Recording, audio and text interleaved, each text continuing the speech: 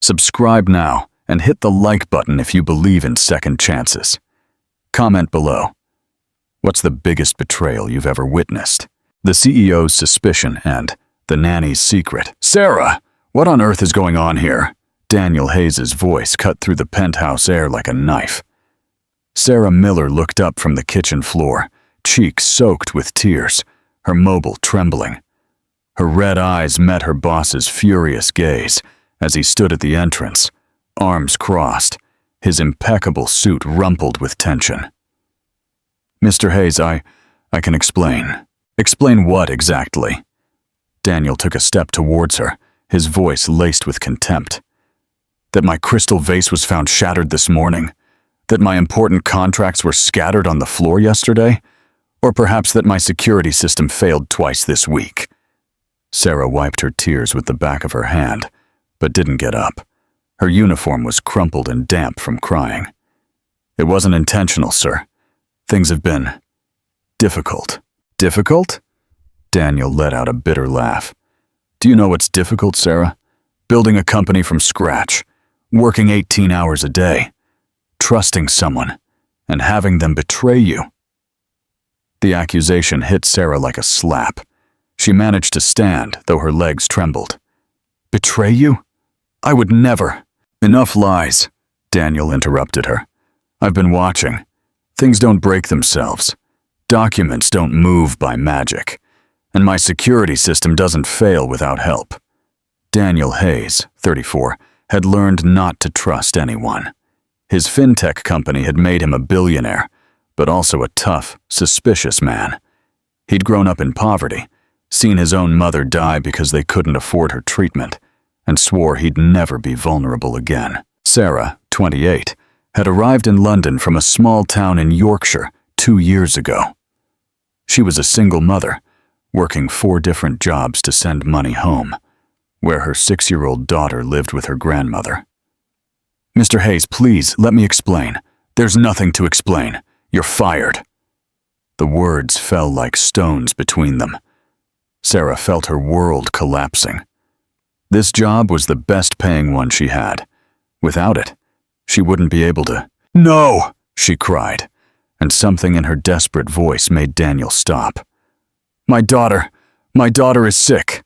Daniel frowned. He hadn't expected that answer. What? Sarah collapsed again, this time onto one of the kitchen chairs, and her phone fell from her hands. The screen showed a WhatsApp conversation with her mother. Emily has leukemia, she whispered. The doctors say she needs a treatment that costs more money than I can make in my entire life. Silence stretched between them like a crack in the ice. Daniel stood frozen, processing the words. I've been working day and night for 3 months, trying to gather the money. I come here after cleaning offices all night. I hardly sleep. I barely eat. Sarah's voice broke. And yes, I've been distracted. I've accidentally broken things because I can't think of anything but my child dying. Daniel slowly approached and saw the phone screen. The photos showed a small girl in a hospital bed, smiling weakly despite being connected to several tubes. The security system? I forgot the codes because I was crying. The papers fell because I was trembling after talking to the doctor. Sarah looked up at him. But I would never steal from you. I would never intentionally harm you. For the first time in years, Daniel felt something stir in his chest. The image of the sick child reminded him of his own mother, lying in a similar bed, slowly dying, while he could do nothing to save her. How much do you need? He asked quietly. Sarah looked at him, surprised. Pardon? For the treatment. How much money do you need? 2 million pounds, she murmured. But I'm not asking you for it. I'm going to give it to you. The words came out of Daniel's mouth before he could stop them. Sarah's eyes widened. No, Mr. Hayes, I can't accept your charity. It's not charity, he said quickly, surprising himself. It's an advance. You'll work for me for a full year to pay it back. Sarah was silent, processing the offer. A year of work to save her daughter's life. "Why?" she whispered. "Why would you do that for me?" Daniel didn't have a clear answer. He just knew he couldn't let another child die for lack of money, not if he could help it. "Why?" "Because I also lost my mother because we didn't have money to cure her." The confession left them both in shock. Daniel had never told anyone that, and Sarah had never seen vulnerability in her boss's eyes. "I accept," she said finally. "I'll work for you as long as it takes." For the first time since they met, Daniel saw a genuine smile on Sarah's face, and for the first time in years, he felt he had done something truly important. Unbeknownst to them, both had just taken the first step towards something that would change their lives forever. What would you have done in Daniel's shoes? Would you have fired Sarah or offered to help? Tell us your thoughts in the comments. Don't forget to like this video and subscribe for more emotional journeys. A glimmer of hope. "Are you sure you want me to prepare dinner?" Sarah asked from the kitchen, nervously glancing at the dining room where Daniel worked on his laptop. 2 weeks had passed since their agreement, and the dynamic between them was still strange. She wasn't just his housekeeper anymore, but they didn't know exactly what she was now. "Yes, it's fine," he replied, without looking up from the screen. "I'm hungry too." It was the first time they would have dinner together. Before, Daniel always arrived after she left or ate alone in his office. But now, with the extended hours to work off the advance, they found themselves in situations like this. Sarah prepared something simple: chicken and rice with vegetables. As she cooked, her phone rang. It was her mother from Yorkshire. "How's my granddaughter?" Daniel suddenly asked, appearing in the kitchen. Sarah startled. She hadn't heard him approach. "She's better. The doctors say the new medication is working." "What's her name?" "Emily! Emily Miller!" Daniel nodded and stood there, clearly uncomfortable, but not leaving. Sarah continued cooking, feeling the weight of his gaze. Can I see her?" The question surprised her. Sarah looked up and saw something different in Daniel's eyes. Genuine curiosity, perhaps. She showed him some photos on her phone. Emily smiling with a pink wig. Emily drawing in her hospital bed. Emily hugging her grandmother. "She's beautiful," he murmured. "She looks like you." "Thank you, sir." "Daniel," he said. "You can call me Daniel when we're alone." They ate in silence for the first few minutes. Daniel couldn't remember the last time he'd eaten a home-cooked meal. Everything tasted better than he expected. "How did you learn to cook like this?" he finally asked. "My grandmother. She taught me since I was a little girl. I always dreamed of having my own restaurant someday." "And what happened to that dream?" Sarah smiled sadly. "Life. I got pregnant at 22. Emily's dad disappeared when he found out. My plans changed." Daniel nodded, understanding more than he cared to admit about how dreams could change due to circumstances. "And you?" Sarah asked. "Did you always want to be an entrepreneur?" "No, I wanted to be a doctor, like the ones who couldn't save my mother." The confession came naturally, surprising them both. Daniel never talked about his past. "What made you change my mind?" "Reality. Doctors need years of study and money I didn't have. Technology allowed me to grow faster." Over the next few weeks, these dinners became routine. Daniel arrived earlier and earlier, and Sarah began cooking for two without him asking. One night, as she was organizing papers in his office, Daniel noticed something impressive. "How did you organize all this?" he asked, looking at the perfectly classified documents. "By date and by importance. Urgent contracts are here, follow-ups here, and completed ones there." Daniel was speechless. His professional assistants had never achieved such an efficient system. "How did you know what was most important?" "I read everything before filing it. To organize it well, I have to understand it." That night, Daniel stayed awake thinking about the conversation. Sarah wasn't just intelligent. She had a natural instinct for business that his employees with master's degrees didn't possess. The next day, he came home with a surprise. "What's this?" Sarah asked, looking at the package he'd left on the table. "Books on business management and some on the restaurant industry." Sarah looked at him, surprised. "Why?" "Because dreams don't have to die forever. Sometimes, they just need to wait for the right moment." That night, as Sarah eagerly leafed through the books, Daniel realized something that scared him. He liked seeing her happy. He liked being the reason for that smile. 2 days later, Sarah arrived crying, but this time from joy. "Emily's test results came back. The tumor is responding to treatment," she shouted, completely forgetting protocol. Before she could stop herself, she hugged Daniel. He stiffened for a moment, but then, slowly, he hugged her back. "I'm so glad," he murmured against her hair. "Truly." When they separated, both realized something had changed between them. The line between employer and employee had completely blurred. "I want to meet her," Daniel suddenly said. "Who?" "Emily. I want to meet your daughter."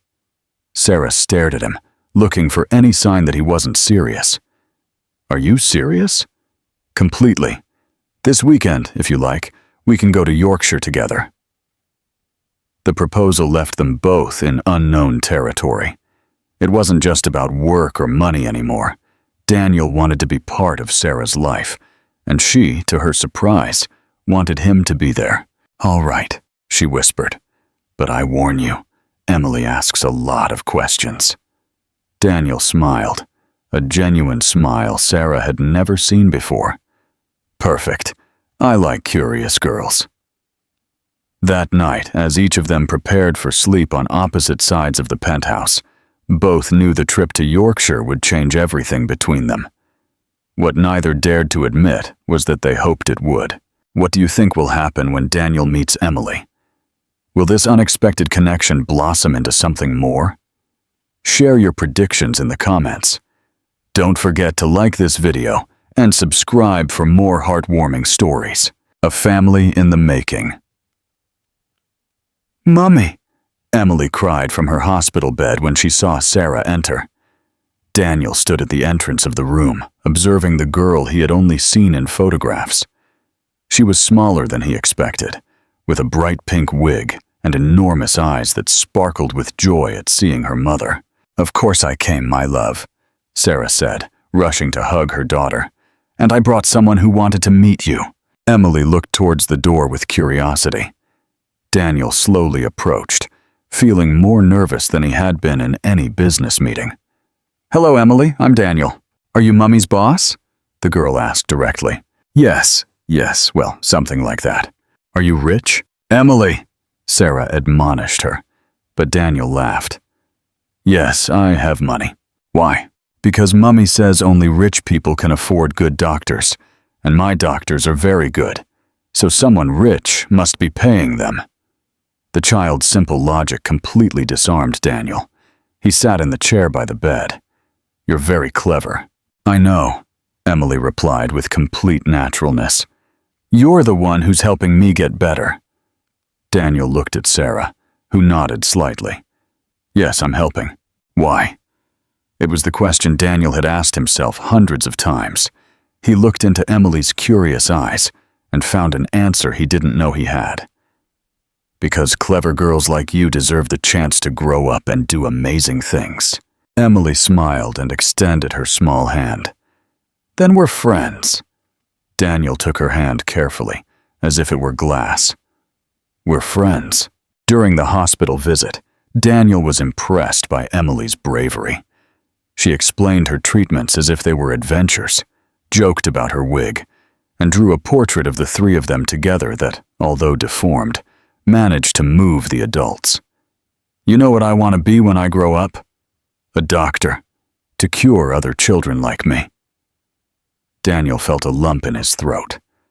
This 6-year-old girl had more clarity about her life's purpose than he did at 34. Later, at Sarah's mother's house, Daniel experienced something completely new. A real family. "So you're the famous boss," said Mrs. Davies. Sarah's mother, serving coffee in chipped but clean cups. "Sarah talks a lot about you." "I hope good things," Daniel replied, feeling out of place in the simple yet warm house. "She says you're very hard-working and generous." Mrs. Davies studied him with knowing eyes.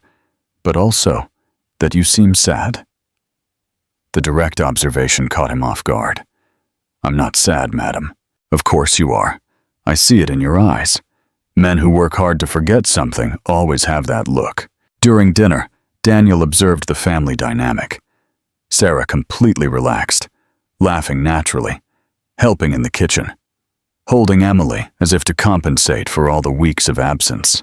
"What's your job like?" Mrs. Davies asked him.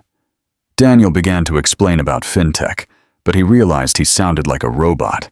He stopped and started again. "I help people manage their money better, so they don't have to go through what I went through as a child." "And what happened when you were a child?" Daniel looked at Sarah, who encouraged him with a gentle smile. "My mother died because we didn't have money to cure her." "Just like Emily's illness." Mrs. Davies nodded with understanding. "Is that why you're helping my granddaughter?"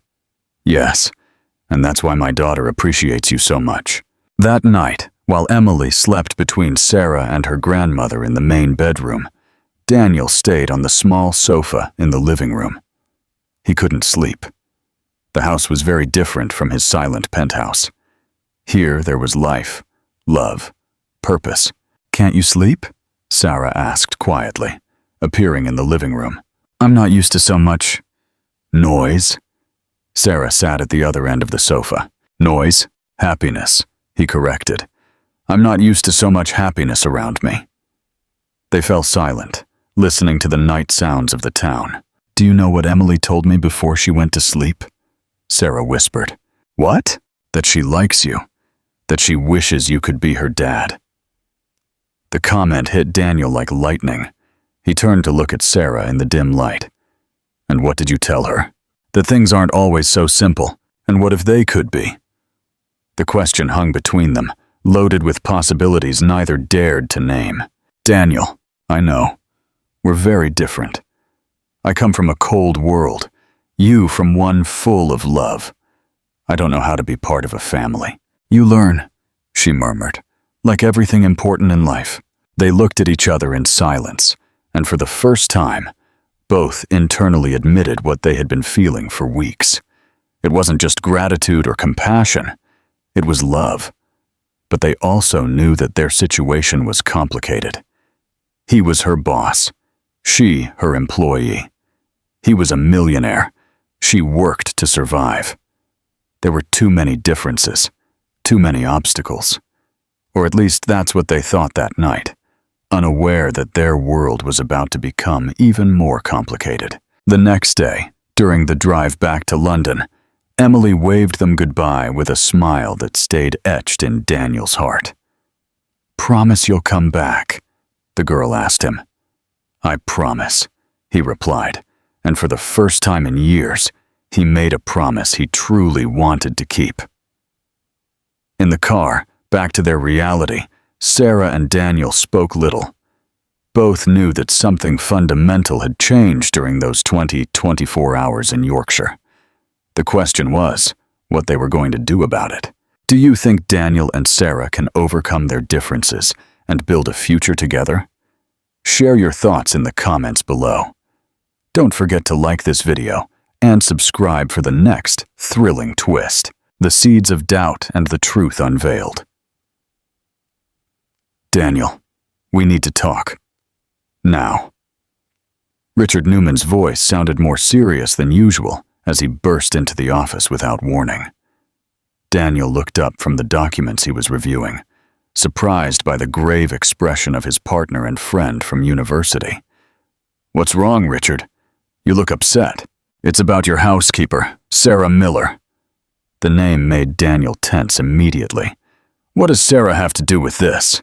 Richard closed the door and placed a folder on the desk. "I've been investigating your unusual expenses. £200,000 in medical treatments, extra payroll expenses. Daniel, I think you're being used." What are you talking about? Open the folder. With trembling hands, Daniel opened the folder. Inside were photographs, documents, and reports that made his world sway. Her brother, Michael Miller, started working at TechCorp exactly 3 months ago, Richard explained, just after she started working full-time for you. Daniel looked at the photos. A young man in a corporate uniform leaving the building of his main competitor. TechCorp is the company that's been stealing our clients, remember? Richard continued. 3 important contracts we lost in the last few weeks, and look at the dates. The documents showed a chronology that seemed too perfect to be coincidence. Each client loss coincided with days Sarah had been in the penthouse, with access to his office. No, it can't be, Daniel murmured. I'm sorry, mate. I know you got attached to her and her daughter's sick story, but think about it. Doesn't it seem too convenient?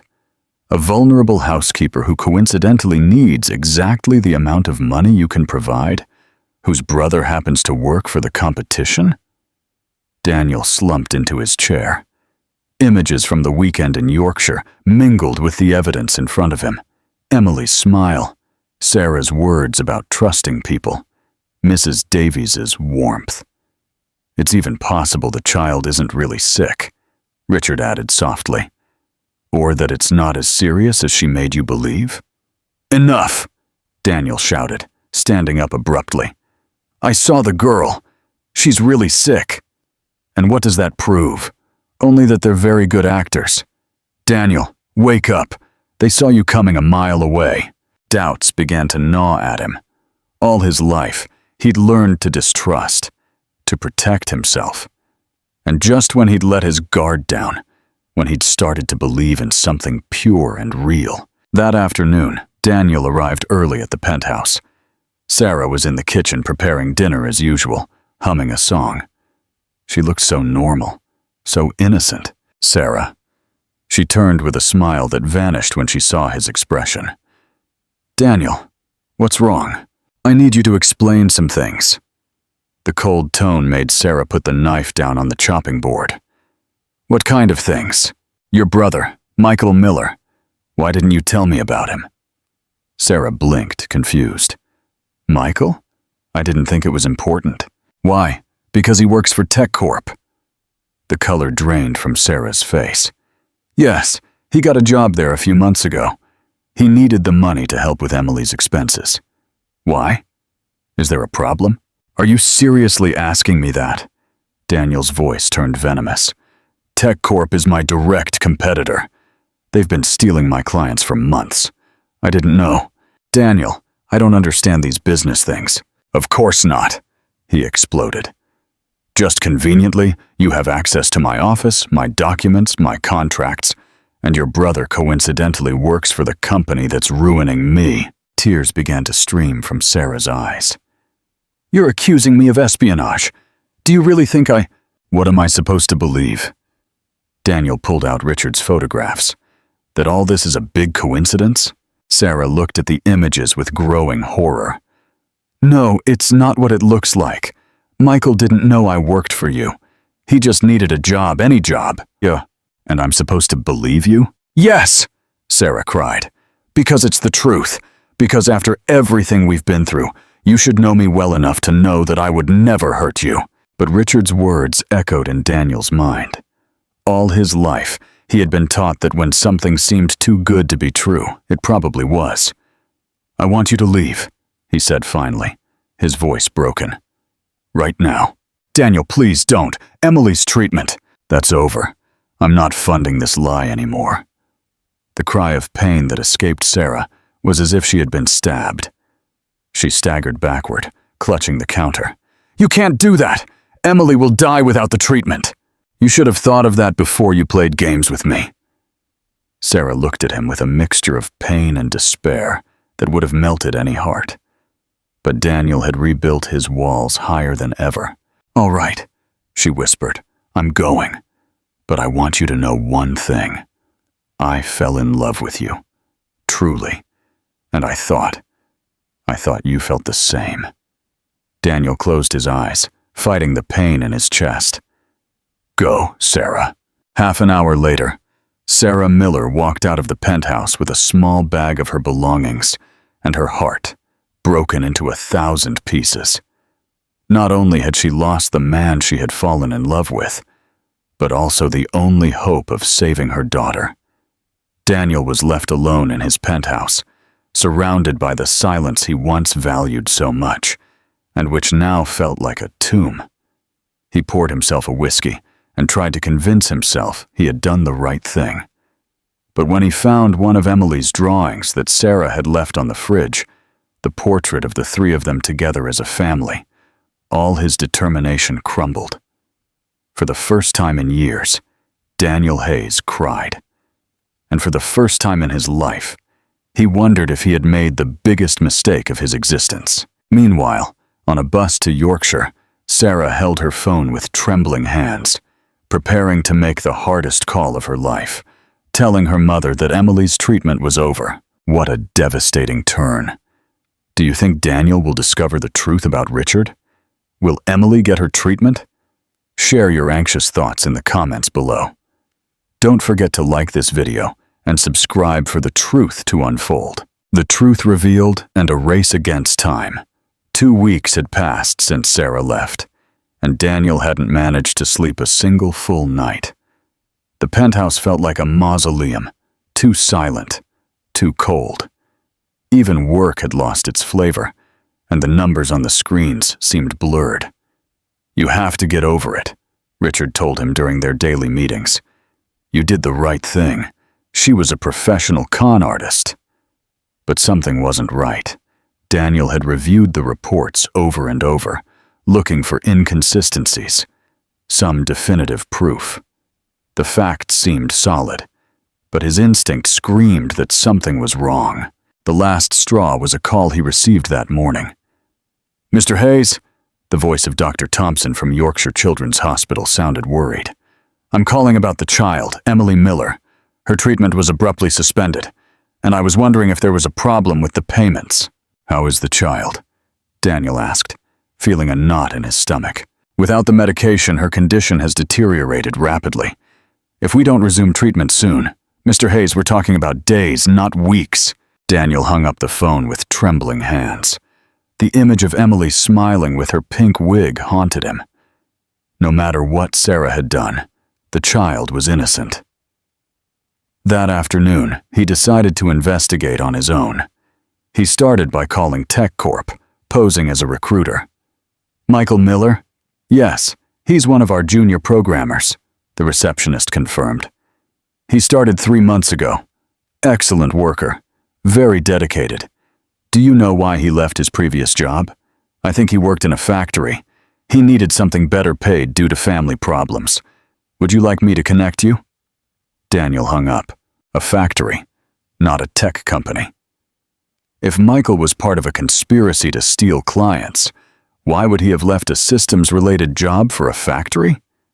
He kept investigating. He called Sarah's former employers. He verified references. He traced Emily's medical history. Everything seemed legitimate. Then he reviewed the company files differently, looking not for what Richard had shown him, but for what he hadn't. And there he found the first crack. The clients who had supposedly been stolen by TechCorp had not been contacted by Michael Miller. In fact, the dates of the lost contracts did not coincide with the days Sarah had been in his penthouse. Daniel felt the floor move beneath his feet. If the facts Richard had presented to him were not correct, then he worked all night, reviewing every document, every transaction, every date. At 4 a.m, the truth hit him like a hammer. The clients had not been stolen. They had been sold. And the person with access to that information was Richard. His hands trembled as he found the evidence. Hidden bank transfers, secret meetings, altered documents. Richard had been embezzling money from the company for years, and when he realized Daniel was paying attention to the finances because of Emily's medical expenses, he had needed a scapegoat. Sarah had been perfect, a vulnerable housekeeper with desperate needs, and a brother who conveniently worked for the competition. "You son of a—" Daniel muttered, feeling a mixture of fury and nausea. Not only had he lost money, he had lost the woman he loved, and he had condemned an innocent child to death, all because of his paranoia and the manipulation of his supposed best friend. Without losing time, Daniel packed everything into his car and drove straight to Yorkshire. It was 6 in the morning when he arrived at the hospital and found Sarah asleep in a chair next to Emily's bed. The girl looked terrible. She had lost weight, her skin had a grayish tint, and the machines around her beeped constantly and worryingly. "Sarah," he whispered. She opened her eyes, disoriented. When she saw him, her expression changed from confusion to pain, and then to a coldness Daniel had never seen in her. "What are you doing here?" "I need to talk to you. I made a terrible mistake." "The only mistake here is mine," Sarah replied, her voice broken. "For believing that a man like you could truly care about people like us." "Sarah, please listen to me. Richard lied to me. I have proof that he was stealing money from the company and needed to blame someone else. You were his perfect target." Sarah looked at him with eyes full of angry tears. "You know what? I don't care. It's too late." "No, it's not too late. I'm going to transfer the money right now. Emily is going to receive the best possible treatment." "And then what? Are you going to disappear again when someone else puts strange ideas in your head? Are you going to accuse me of being a liar again the next time your paranoia gets the best of you?" Sarah's words were like slaps, but Daniel accepted them because he deserved every one. "You're right. I'm a coward. All my life I've been so afraid of being hurt that I hurt others first." He knelt beside her chair. "I love you.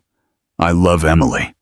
I love both of you more than I thought it was possible to love anyone." "Don't say that," Sarah whispered, tears streaming down her cheeks. "It's true.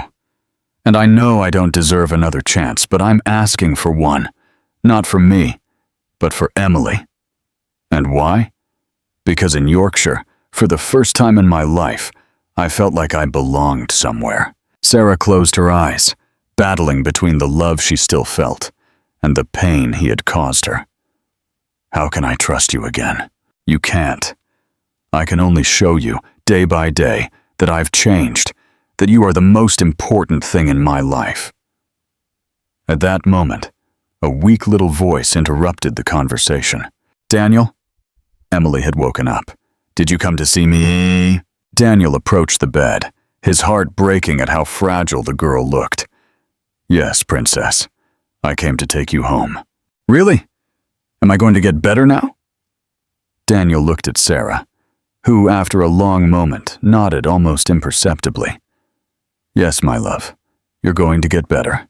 An hour later, as the doctors resumed Emily's treatment, Daniel and Sarah sat in the hospital cafeteria. "This doesn't mean everything's okay between us," Sarah said. "You hurt me a lot, not just me, but Emily. I know, and I'm going to spend the rest of my life making it up to you." Sarah studied him with tired but hopeful eyes. "What's going to happen to Richard?" "He's going to rot in jail, and I'm going to recover every penny he stole." They spent the rest of the day in the hospital, watching Emily respond almost immediately to the medication. When the girl fell asleep that night, Daniel did something that surprised Sarah. He took a small ring from his pocket. "I know it's too soon after everything that happened," he said nervously, "and I know I don't deserve an answer now. But I want you to know that my intentions are serious. I love both of you, and I want to be the man you deserve." Sarah looked at the ring with tear-filled eyes. "Daniel, you don't have to answer now. Just stay with me. Let's give this a real chance." Emily, who apparently wasn't as asleep as they thought, opened one eye. "You're going to say yes, Mummy, because I already told him he could be my dad." For the first time in weeks, Sarah laughed. It was a small, tired, but real laugh.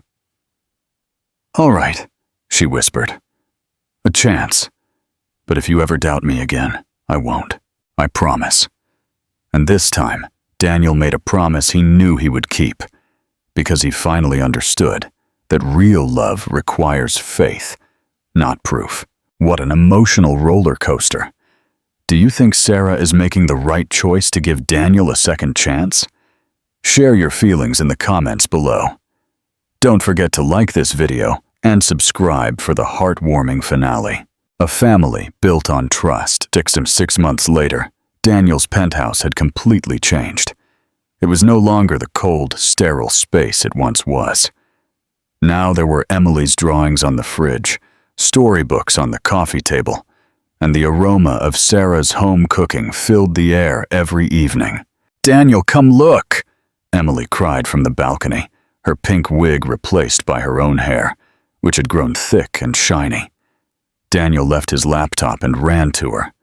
The girl pointed towards the sky, where a rainbow stretched over the city. "The doctor said that means good luck," Emily said seriously, "and that when children who were sick see rainbows, it means they'll be healthy forever." "They did?" Daniel asked, picking her up. "Well, then it must be true." Emily's medical tests had been perfect for 3 consecutive months. Doctors spoke officially of complete remission and unofficially of a miracle. "Where's your mum?" Daniel asked. "In her study, doing boring business stuff," Emily replied, rolling her eyes dramatically. Daniel smiled. Sarah had started taking online business administration classes, and he had been helping her with the more complicated concepts. Her dream of owning a restaurant no longer seemed so distant. "Hey, Emily, can you keep a secret?" "Depends. Is it a good secret or a boring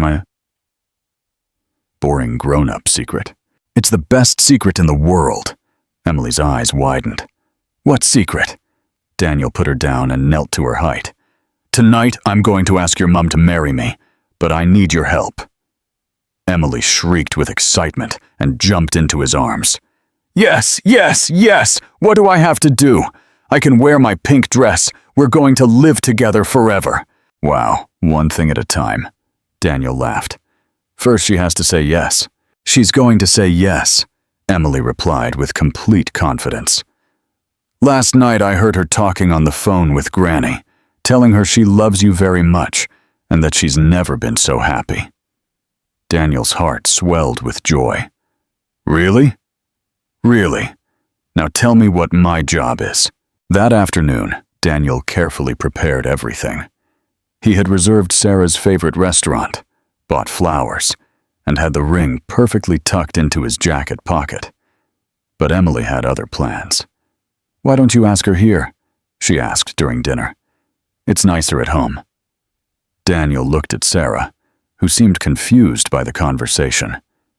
"Ask me what?" she asked. "Nothing," Daniel and Emily said at the same time, which only increased Sarah's suspicion. After dinner, while Sarah washed the dishes, Emily whispered to Daniel, "Now. Do it now." "Are you sure? Mummy says the best moments in life happen in the kitchen." Daniel took a deep breath and approached Sarah, who was still facing away, washing dishes. "Sarah, can you turn around for a moment? Let me finish this. It's important." Something in his tone made Sarah turn, and she found Daniel kneeling on the kitchen floor with a ring in his hands. "Daniel?" "What?" "Sarah Miller," he began, his voice trembling. 8 months ago, I thought I was going to fire you for being a problematic employee. I didn't know you were actually going to change my entire life." Tears began to form in Sarah's eyes. "You taught me that money is useless if you don't have someone to share it with. You taught me that a family isn't about blood, but about choice. And you taught me that real love means trusting, even when you're afraid." Emily came running from the living room, clapping. "Tell her my part!" she shouted. Daniel laughed through his tears. "And Emily taught me that being a dad isn't about DNA, but about being present, reading bedtime stories, worrying about nightmares, and celebrating every small triumph as if it were the biggest in the world." "Daniel," Sarah whispered. "Sarah, will you marry me? Do you want us to be a real family forever?" Sarah was speechless for a moment, looking at the man who had transformed from a cold boss into the love of her life. "And what do you think, Emily?" she asked her daughter. "Say yes," the girl shouted. "I already told him he could be my dad." For the first time in weeks, Sarah laughed. It was a small, tired, but real laugh. "All right," she whispered. "A chance. But if you ever doubt me again, I won't. I promise." And this time, Daniel made a promise he knew he would keep, because he finally understood that real love requires faith, not proof. 6 months later, in a small garden in Yorkshire, surrounded by family and friends, Daniel and Sarah became husband and wife. Emily, radiant with health and dressed like the princess she had always wanted to be, carried the rings in a small basket decorated with flowers. During the ceremony, when the officiant asked if anyone had any objection to the marriage, Emily raised her hand. "I have something to say," she shouted, making everyone laugh. "What do you want to say, my love?" Sarah asked. "That Daniel is the best dad in the world, and that Mummy deserves to be the happiest bride in the world, and that I'm going to be the best big sister when they have more babies." The congregation erupted in laughter and applause. "Big sister?" Daniel whispered to Sarah. "Not yet," she whispered back, "but maybe soon." When they finally kissed as husband and wife, with Emily clapping between them, Daniel felt his life had arrived where it was always meant to be. At the reception, while they danced their first song as husband and wife, Sarah whispered, "You know what's the most incredible thing about all this?" "What?" "That it started with you thinking you were going to fire me, and it ends with me promising never to let you go." "Never ever," added Emily, who had snuck into their dance. "Because now we're a real family." And as the three of them danced together under the Yorkshire stars, surrounded by the love of their loved ones, Daniel knew he had found the greatest wealth of all, a home filled with love, laughter, and the promise of all the tomorrows to come. The girl who had once been on the verge of death now spun full of life between her parents. The woman who had come into his life as an employee was now his wife and best friend, and the man who had lived in the solitude of his penthouse now had a family that filled him with purpose and joy. It was in every sense a perfect ending, but it was also, as Emily never tired of reminding them, just the beginning of their true love story. What an incredible, fulfilling journey. What part of Emily and Daniel's story inspired you the most? Share your thoughts in the comments below. Don't forget to like this video and subscribe for more heartwarming, true-to-life narratives. 3 years later, a legacy of love.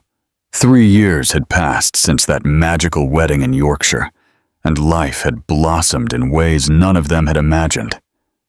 "Order for table 5, Sarah shouted from the kitchen of the Golden Spoon, the restaurant she had opened in the heart of Covent Garden. The place was packed every evening, with the aroma of roasted lamb and hearty stews filling the air. "Coming, boss," responded her sous chef with a smile. Sarah had proven to be as talented in business as she was in cooking, and the restaurant had become one of the city's favorites. At a corner table, Emily finished her maths homework while waiting for her mum to finish the night shift. At 9 years old, she was a bright and energetic child, with no trace of the illness that had once threatened her life. "Need help with that?" a familiar voice asked. Emily looked up and smiled to see Daniel approach, loosening his tie after another day at the office.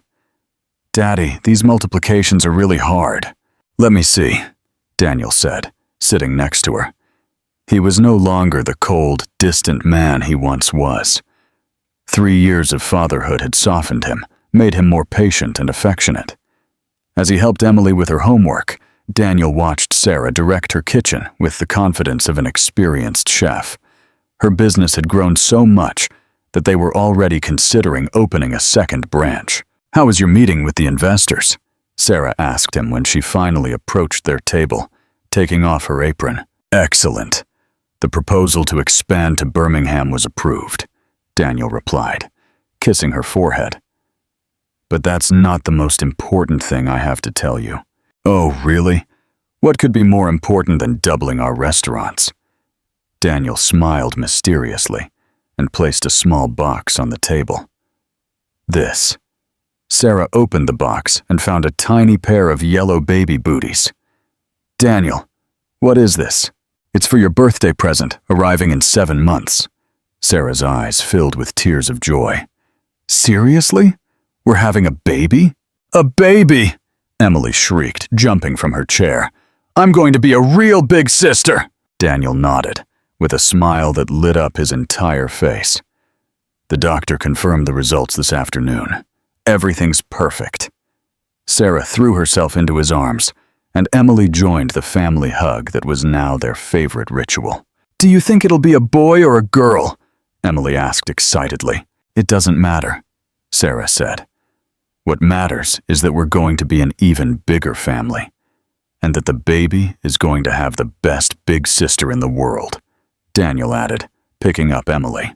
That night, after closing the restaurant, the three of them returned to their new house in Hampstead. They no longer lived in the cold penthouse of before, but in a warm house with a garden, where Emily could run and play, and where there would now be space for a baby. "Do you remember when you thought Mummy was a thief?" Emily asked, as she got ready for bed. "You didn't think that," Daniel reminded her. "I was the silly one who thought that. But everything turned out well in the end," Emily said, with the wisdom of her 9 years. "Because sometimes bad things have to happen for good things to come." "Where did you learn that?" Sarah asked, tucking her in. "In the hospital. The doctor said my illness was bad, but thanks to it, you two met. So in the end, it was good." Daniel and Sarah looked at each other over Emily's head, remembering all the journey they had traveled together. "You're right, Princess," Daniel murmured. "Sometimes the most beautiful things are born from the most difficult moments." An hour later, as Emily slept peacefully, Daniel and Sarah sat on their bedroom terrace, looking at the stars and talking about the future. "What do you think we should name the baby?" Sarah asked, Daniel's hand resting on her flat belly. "If it's a girl, I'd like Eleanor, like your mum. And if it's a boy, Michael, like your brother. To compensate for all the harm Richard did to his reputation." Sarah smiled. Michael had been completely exonerated when the truth about Richard came out, and now he worked at Daniel's company as head of systems. The family had completely healed. "You know what I love most about our story?" Sarah said. "What?" "That it started with tears on your kitchen floor, and now we end up building a family in a kitchen that's ours." Daniel hugged her tighter. "It's not over," he whispered. "It's just beginning. We have a whole life ahead. More restaurants, more adventures, watching Emily grow up, meeting our new baby, and continuing to fall in love every day." "And continuing to fall in love every day," he repeated. From Emily's room, a sleepy little voice drifted. "And I'm going to be the best big sister in the universe." They both chuckled softly. Even asleep, Emily remained the joyful heart of their family. As the stars twinkled over London, Daniel Hayes held his wife and thought of all he had gained since that night he found Sarah crying in his kitchen. He had found love. He had found a family. He had found a purpose greater than any business success. And the most beautiful thing of all was that this true love story was just beginning. With a baby on the way, a flourishing restaurant, a healthy and happy daughter, and a love that had survived every test, the future stretched before them, full of golden promises. As Emily always said, sometimes the best stories begin with tears, but the most beautiful ones always end with smiles. And this family had learned to value every smile, every hug, every moment of happiness as the most precious treasure in the world. The millionaire had found his true wealth, and the employee had found her prince. But more than that, 3 lonely souls had found their home in the unconditional love of a family that destiny had brought together in the most unexpected way. And so, this love story had just begun. What an incredibly satisfying conclusion. What part of Emily and Daniel's story inspired you the most? Share your thoughts in the comments below. Don't forget to like this video and subscribe for more heartwarming, true-to-life narratives.